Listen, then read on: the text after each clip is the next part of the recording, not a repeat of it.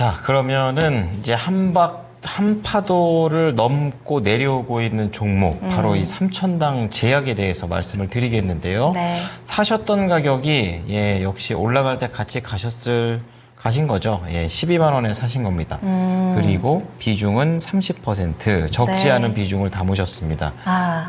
매수하신 가격이 12만 원이 4월 2일에 매수를 하셨다고 또 보내주셨거든요. 그러시군요. 그러니까 올라갔다가 내려올 때, 그 급락이 나왔을 때, 루머와 함께 좀 출렁거릴 때 매수를 하신 것 같아요.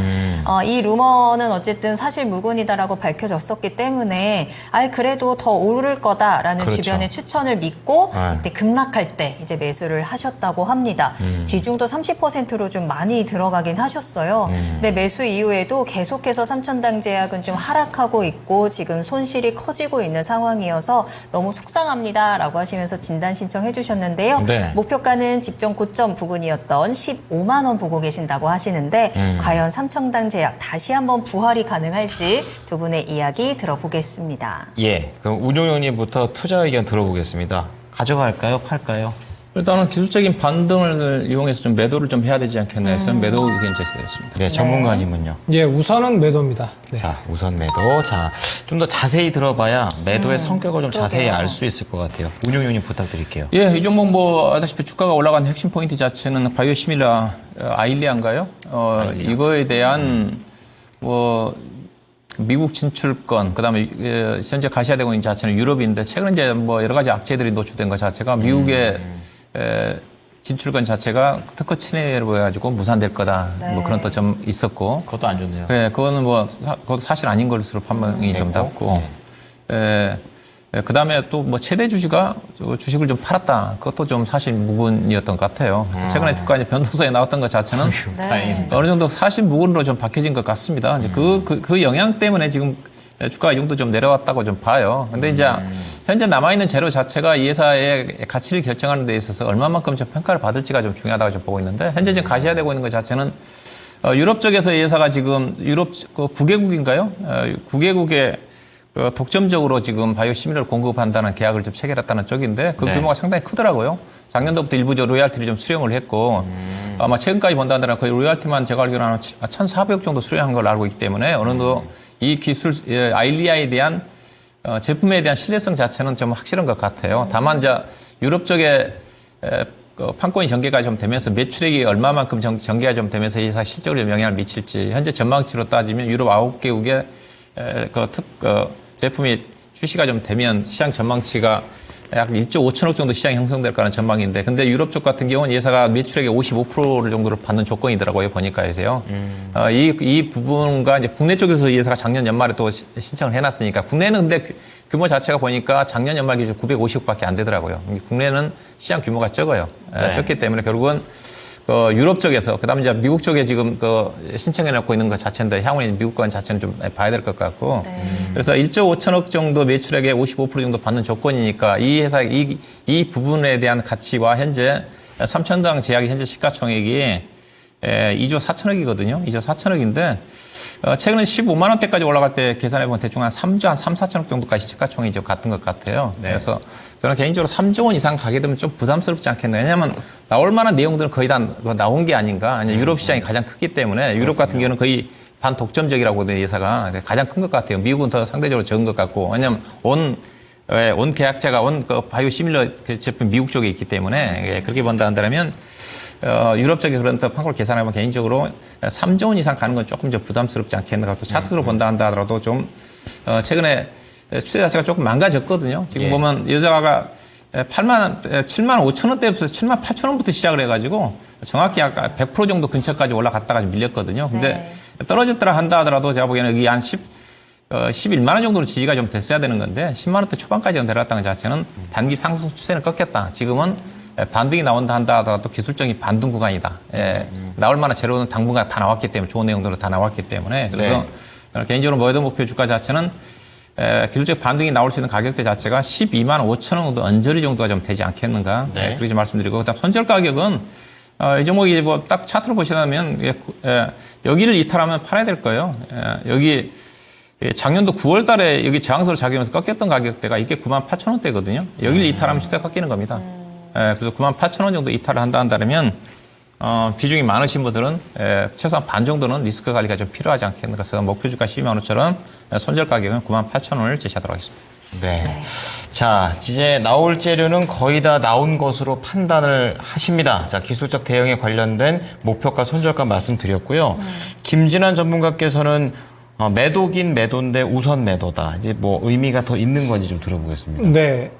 아일리아는 그러니까 황반변성 치료제인데 이제 글로벌 매출이 13조 원에 달하는 블록버스터 의약품이에요. 예, 나름. 그리고 이제 올해 6월에 이제 이 물질 특허가 종료가 됩니다. 그래서 이제 여기에 삼천단 제약이 바이오 시밀러로 해서 이제 시장에 이제 참전을 하는 거예요. 그래서 연역을 봤거든요. 2019년에 일본의 이제 센주사와 독점 판매권 공급 계약 맺고 캐나다에서도 이제 아포텍스사랑 이제 판권 계약 체결하고 그다음에 작년 11월에 유럽 5개국 처음에 뭐 14개국이라고 하더라고요. 근데 우선 5개국에 아일리아 바이오 시밀러 독점 판매권 공급 계약 체결을 했고요. 그다음에 이제 올해 이제 3월 22일 날 영국, 벨기에 같은 이제 나라들, 유럽 9개국과 계약 체결 공시를 했습니다. 그래서 요것 때문에 뭐 강한 상승 모멘텀이 나왔었죠. 근데 이제 PFS 방식의 이제 독점 공급 판매권 체결이 좀 눈에 띕니다. 이 PFS 방식이 뭐냐면 1회 투여 분량을 일회용 주사기에 미리 충전해 갖고 사용하는 형태인데 아일리아 시장의 90%가 다 이 PFS 방식인데 그래서 이 PFS 특허가 있기 때문에 이걸 뚫어야지만 이제 매출이 이제 발생을 해요. 근데 여기 이것을 회피할 수 있는 자체의 방법을 좀 가지고 있더라고요. 이게 강력한 모멘텀이에요. 이게. 근데 이 극소수 회사만이 이를 보유하고 있는데 네. 삼천대 제약이 그 중에 하나예요. 예. 그리고 이제 유럽 의약청에다가 이 주사제 형태 허가 신청을 한 건 삼천단 제약이 처음입니다. 최초입니다. 그래서 이런 부분들이 있고 아까 유럽 그 9개국 그 이제 뒤에 후발로 이제 계약을 했다고 했는데 여기 보니까 10년간 총 매출액의 55% 수령하게 되어 있어요. 그 전에 5개국은 50%고. 그러니까 상당한 그 매출 증진 이슈가 좀 있습니다.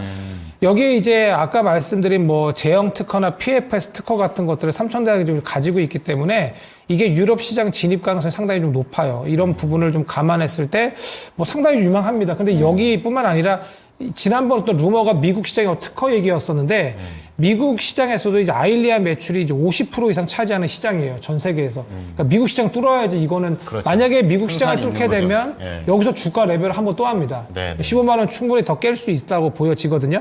근데 보니까 캐나다 계약을 아까 아포텍스랑 얘가 체결했다고 했지 않습니까? 네. 근데 이 아포텍스가 미국 파트너사예요. 그래서 이제 미국 계약도 기대가 되는 겁니다. 예, 이 캐나다 회사를 통해서. 그래서 이런 부분들이 있고 미국의 이제 아일리아 바이오시밀러 독점 판매권이 공급 계약 체결 이슈 이게 커요. 그러니까 요거 가지고 계신 분들은 이거를 보셔야 되는데 네. 미국 경우에 10년간 예상 매출이 6조 시장입니다. 아까 13조 시장인데 거의 절반 정도 차지하잖아요. 그러네요. 1년 예상 매출만 6천억이에요. 근데 이익 공유가 아까 50에서 55%거든요. 유럽이. 근데 대략적으로 그냥 약하게 잡으면 40%인데 이렇게 되면 평균 1년에 영업이익이 1,200억 들어옵니다.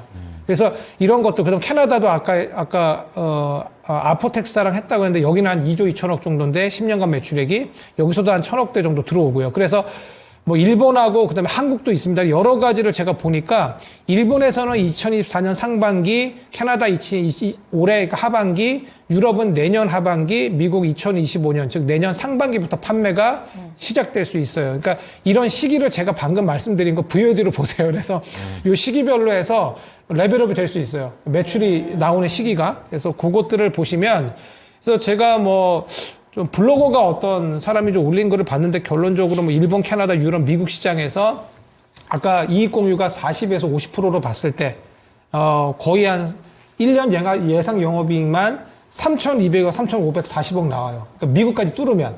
예, 요거는 미국까지 뚫으면 지금까지는 유로입니다. 네. 그래서 이런 것들을 감안했을 때 오히려 지금 가격이 나중에는 뭐 1년 뒤에는 싸질 수 있어요. 1년 뒤입니다. 근데 조심해야 될 게. 그래서 제가 아까 우선 매도라고 한 게 지금 제약바이오 가는 시장 아니에요. 예, 지금 HLB도 밀리지 않습니까? 그렇게 강했던. 그래서 지금은 우선 제가 손절가를 10만 4천 원 제시해 드렸는데 시간에 약간 내렸어요. 시간의 가격 정도, 즉 내일 시초가 정도로 우선은 비중이 너무 많으세요. 그래서 지금 이렇게 많으신데 5% 떨어지면 지금 손실도 많이 커지시거든요. 그래서 우선은 매도하시고 제가 지금 얘기 드린 거는 지금 거의 지금 상반기 이후의 어떤 이슈들입니다. 그래서 일정이 너무 많이 남았어요. 그래서 이런 것들이 반영되기 위해선 그리고 뭐 차트적으로 아시지 않습니까? 지금 갭도 있어요. 그래서 여기를 메꾸고 추가 하락할 수 있는 자리입니다. 10만 원을 하회할 수 있기 때문에 우선 지금은 리스크 관리가 필요한 시점입니다. 그래서 손절을 우선은 내일 정도부터 좀 매도를 좀 분할로 하시고요. 그 다음에 제가 목표가를 14만 원 잡았는데 미국 건이 만약에 잘 반영이 되고 된다면 그러면은 저는 전고도 넘을 수 있다고 봐요. 근데 우선은 요거는 시간이 걸립니다. 그래서 제가 우선 매도라고 한 거예요. 그래서 네. 저점을 잡으면 보시고 앞으로 목표가는 14만 원인데 거기서 전고점까지 미국의 어떤 그 이제 승인이 나면은 그러면은 이제 15만 원 이상도 가능해 보이지 않나 합니다. 네. 역시 제약바이오는 한 방이 있어요. 삼천당 제약과 관련해가지고 또 우선은 이 일정들을 쭉 말씀을 드렸고 거기에 관련된 모멘텀까지 말씀드렸습니다. 하지만 이제 기다리는 시간이 있다고 하니까 우선은 나왔다가 다른 걸로 수익 내다가 여기 다시 오는 게 더 좋다. 이런 관점이세요. 자, 두 분의 의견 정리하겠습니다. 자, 어쨌든 두 분 다 매도. 그리고 박주현 운용께서는 12만 5천 원 기술적 대응으로 말씀해 주십니다. 손절가 98,000원, 그리고 김진환 전문가 매도, 목표가는 14만 원, 손절가 10만 4천 원입니다.